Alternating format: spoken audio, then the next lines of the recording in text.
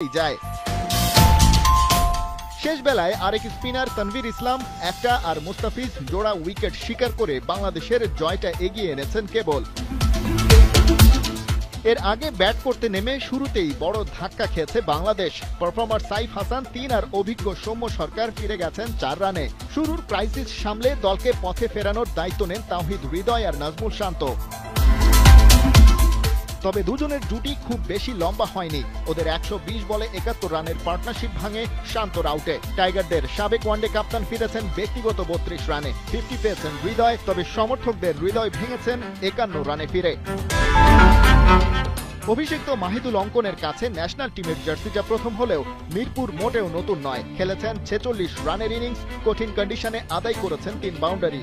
পারফরমেন্সের ধারাবাহিকতা থাকলে জাকের আলী টিমে নিজের স্লট নিয়ে টেনশন করতেই পারেন। ব্যাট হাতেও শেষ বেলার খেল দেখিয়েছেন রিশাদ হোসেন। ২০০ স্ট্রাইক রেটে ১৩ বলে ২৬, একটা বাউন্ডারি আর জোড়া ছক্কায় দিয়েছেন ফিনিশিং টাচ। সেই সুবাদে বাংলাদেশ পেরিয়েছে ২০০ রানের ঘর। ওই ২০৭ রানই টাইগারদের জন্য পরে হয়ে গেছে উইনিং টোটাল।